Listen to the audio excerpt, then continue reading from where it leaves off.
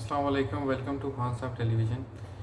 तो जो भाई जानना चाहते हैं डंकी के बारे में, ठीक है, तो फर्स्ट ये वीडियो एक मैं बनाता हूँ उन लोगों के लिए कि जो कि डेली बेसिस पे लोग जाते हैं डंकी के लिए। ये नहीं कि कोई एक आधा बंदा जाता है डंकी के लिए, काफ़ी लोगों की तादाद जो होती है वो जाते हैं डंकी के लिए। और अभी कुछ जो दोस्त भाई या जो चले गए हैं या जो उधर फंसे हुए हैं, तो उनके लिए मैं एक वीडियो बना रहा हूँ, तो ताकि उन तक ये बात पहुंच सके कि जो लोग डंकी लगा के इटली, तुर्की और उससे आगे जो जाते हैं, तो उनके लिए एक मालूमात है कि जो कि ईरान के रास्ते से जाते हैं, ईरान से होकर सबसे पहले जो कोयटा जाते हैं, कोयटा से जो है वो ईरान बॉर्डर की तरफ जाते हैं और ईरान से फिर आगे जाते जाते जाते वो स्टेप बाय स्टेप वो आगे जाते हैं। तो वो लोग जो कि ईरान में फंस जाते हैं, जो रुक जाते हैं, तो उसके बाद वो आगे जाना चाहते हैं या बीच में से रास्ते में से मुड़ना चाहते हैं, तो वापस आना चाहते हैं, तो उनके लिए मैं एक वीडियो ये आपको पैगाम पहुँचा रहा हूँ कि कुछ लोग आपको ये भी कहते हैं कि अब आप वहाँ पे पुलिस को गिरफ्तारी ना दें। अगर आप पुलिस को देंगे तो उसके बाद आपको पुलिस वहाँ पे ही मार देगी, क्योंकि आप उनके मुल्क में गैर कानूनी दाखिल हो रहे हैं। जैसे कि इंडिया पाकिस्तान में ही कोई दाखिल होता है तो क्या हालात होते हैं वो आपको पता ही होगा। तो इसी सिलसिले में मैं आपसे अपना जो पर्सनल एक्सपीरियंस शेयर करना चाह रहा हूँ कि जो ईरान की पुलिस है वो आर्मी है, ठीक है। जब आप खुदा न खास्ता वहाँ पे फंस जाते हैं, पकड़े जाते हैं, कुछ होता है, तो वो पुलिस आपको कुछ भी नहीं कहती। वो पुलिस बहुत ही वहाँ की अच्छी है ईरान की, वो आपको मारती तक नहीं है, ठीक है। कि जो बात गलत है कि वो आपको मारेगी या कुछ करेगी, तो ऐसी कोई बात नहीं होती। तो ये है कि वो आपको कुछ दिन रखती है। इस तरह होता है कि जब आपको वहाँ पे ईरान में आप पुलिस के गिरफ़्तार हो करती है आपको, या आप पुलिस के हवाले होते हो, ठीक है। आप अगर पुलिस के हवाले होना चाहते हो, आपको सबसे आसान तरीका मैं बताता हूँ, क्योंकि आप वहाँ पे आप किसी भी पुलिस स्टेशन जाएंगे, आपको वहाँ पे गिरफ़्तार पुलिस करेगी भी नहीं। ना ही वहाँ पे हेल्पलाइन पे पुलिस की कॉल करके आप बताएंगे उनको कि मेरे पास वीज़ा नहीं है, टिकट नहीं है, तब भी आपको उसने गिरफ़्तार नहीं करना। तो उसका जो मेन जो एक चीज़ है मैं आपको बताता हूँ, वहाँ से आपने कोशिश करनी है और किसी भी तरह आपने पहुँचना है एयरपोर्ट पे।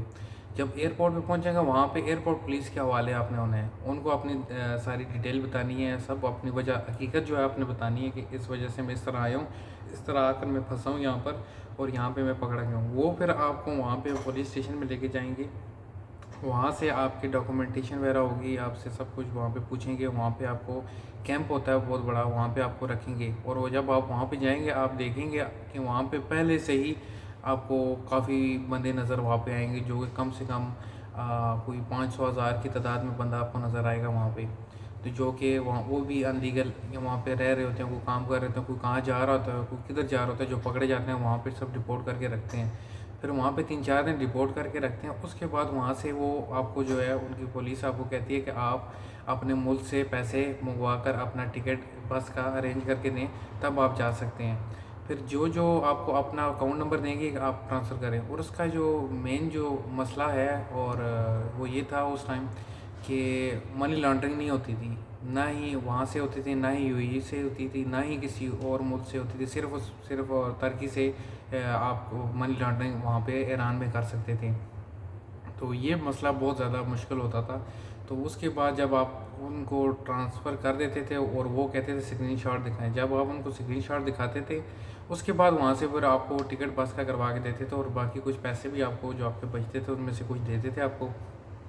और वहाँ से आपको भेजते हैं ज़ैदान में, ठीक है। ज़ैदान से फिर आपको वहाँ पर 3 दिन 2-3 दिन रखते हैं आपको। वहाँ से सब कुछ क्लियर होने के बाद फिर आपको जो है बॉर्डर पे आपको भेजा जाता है, ठीक है। और बॉर्डर पे भेजने के बाद जब आपकी यहाँ की जो आर्मी होती है, वो वहाँ की आर्मी हमारे पाकिस्तान की आर्मी से बातचीत करती है और उनसे डिटेल सब लेती है कि क्या करना चाहिए। आपके बंदे जो हमारे पास आए हैं इनको आपकी तरफ भेजने हैं। जब वहाँ की हमारी जो आर्मी है वो उनको लेटर देती है कि आप भेज दें हमारे बंदे, फिर वहाँ पे जो है आपका आईडी कार्ड हर चीज़ चेक होने के बाद कि ये पाकिस्तानी है, पाकिस्तानी नेशनल ही है जो यहाँ पे आ रहा है, उसकी सब चेकिंग होने के बाद जो होता है एफसी के हवाले आपको करते हैं। और एफसी के हवाले होने के बाद आपको फिर एफआईए के हवाले करते हैं। उसके बाद वहाँ पर कुछ टाइम कुछ दिन आप रहते हैं, उसके बाद इन्वेस्टिगेशन के बाद आपको फिर वहाँ से अदालत में लेके जाया जाता है। फिर वहाँ से आपका ज़मानत वगैरह होती है, उसकी फ़ीस वगैरह भी होती है, वो जो आपने भरनी होती है। फिर वहाँ से आप जो है पाकिस्तान कोयटा में आपको जो वहाँ की पाकिस्तान की FIA होती है वो तहफ़्फ़ुज़ के साथ जो है वो आपको कोयटा में पहुँचाती है बस स्टॉप पे। तो वहाँ से फिर आपने बसों में अपनी अपनी बैठ के तो फिर वापस आना होता है। तो और बाकी कुछ डिटेल्स हैं कि जो बेहतर नहीं है कि बंदा यूट्यूब पे या वीडियोस में बताए, तो इसलिए कुछ प्राइवेसी होती हैं तो वो नहीं मैं ज़िक्र उनके बारे में करना चाहता। तो जो मैं डिटेल ये है कि और जो डंकी लगा के जाते हैं उनके लिए भी मैं एक पैगाम ये देना चाहता हूँ कि अनलीगल वहाँ पर जाना ठीक नहीं है। अनलीगल आप पाकिस्तान से किसी भी मुल्क जाते हैं तो एक ऐसी हैसियत इंसान की होती है जैसे एक कुत्ते की हमारे मुल्क में हैसियत होती है। जिस तरह अभी कुत्ता घूम रहा होता था उसको लोग लाते मार रहे होते हैं, उसको पत्थर मार रहे होते हैं और क्या क्या जुल्म सितम होता है। और ऐसे ही आप किसी और मुल्क में अनलीगल जाते हैं तो यकीन माने ऐसे ही अजियत इंसान को होती है। ना आपको रहने के लिए जगह मिलेगी, ना आपको खाने के लिए कुछ मिलेगा, ना ही आपको कोई रखेगा और मुश्किलात से सख्तियों से आप गुज़रेंगे। तो इसीलिए मैं अपने सब भाइयों को कहता हूँ कि जिसने भी ये डंकी वगैरह के चक्कर में जाते हैं वो ना जाएं, क्योंकि बहुत सख्ती होती है। हमने बहुत सख्ती देखी है, मैं अभी कुछ बताना भी नहीं चाहता कि बहुत सख्त हालात होते हैं वहाँ पर। यकीन माने आप सो भी नहीं सकते, ज़मीन पे आप लोगों को सुलाते हैं, ठीक है। और ऐसी ऐसी ज़मीनों पे सुलाते हैं जिस पे आपने कभी ज़िंदगी में तसव्वुर भी नहीं किया होगा कि ऐसी जगह पे हम सोएंगे और ऐसी जगह पे हम रहेंगे भी। तो मेरी सब भाई से रिक्वेस्ट है कि जो भी इन चक्करों में जाना चाहता है तो वो इसी से ना जाए। इससे आप लीगल किसी मुल्क में चले जाएँ, वहाँ पे आप काम करें, वहाँ से आप आगे लीगली चले जाएंगे, वो आपके लिए बेहतर होगा। इलीगल आपके लिए बिल्कुल भी बेहतर नहीं है। ना इस चीज़ का मैं आप लोगों को मशवरा देता हूँ, क्योंकि वहाँ पे अनलीगल आप चले भी जाएंगे ना, आप वहाँ पे पहुँच भी जाते हैं, ठीक है। अब जो लीगल जो बंदा होगा उसको जो सैलरी वहाँ पर फॉर एग्ज़ाम्पल तुर्की में है, ठीक है, आप चले जाते हैं वहाँ पे, तुर्की में चले जाते हैं, आपकी सैलरी हाथ मार के कितनी जितनी भी आपकी सैलरी लगेगी ना उसके जो हिसाब से जो लीगल होगा ना, जो लीगल होगा उसकी सैलरी उससे 2 गुना ज़्यादा होगी और अनलीगल की उससे 2 गुना कम होगी। एक दूसरी चीज़ जो आप लेते हैं वहाँ पर फ्लैट वगैरह या कुछ भी रूम वगैरह बेड स्पेस कुछ भी लेते हैं जो कि लीगल को फॉर एग्ज़ाम्पल 600 लीरा की पड़ रही है, ठीक है, और वो आपको 1200 में पड़ेगी। क्यों पड़ेगी? आप अनलीगल, आपके पास आईडी नहीं है, आपके पास डॉक्यूमेंटेशन नहीं है, आप यहाँ पर अनलीगल काम करते हो। ये चीज़ें बहुत मुश्किल होती हैं कि जो लोग समझते हैं कि आसान है और या हम खैरियत से पहुँच जाएंगे, तो यकीन माने कितने लोग मर जाते हैं इसमें। ऐसे लोग भी हमने देखे हैं कि जो कि मर गए वहाँ पर, और ऐसे लोग भी देखे हैं कि जो कि वापस भी नहीं आ सके।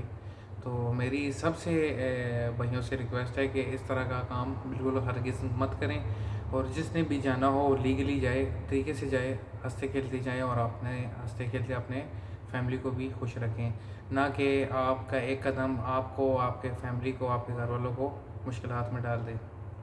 इसी के साथ मैं वीडियो ये ख़त्म करता हूँ और जिस भाई ने भी मेरी वीडियो देखी है वो मेरा चैनल सब्सक्राइब भी कर दें, लाइक भी कर दें और कमेंट में कोई भी राय पूछनी हो आप पूछ सकते हैं। अल्लाह हाफ़िज़।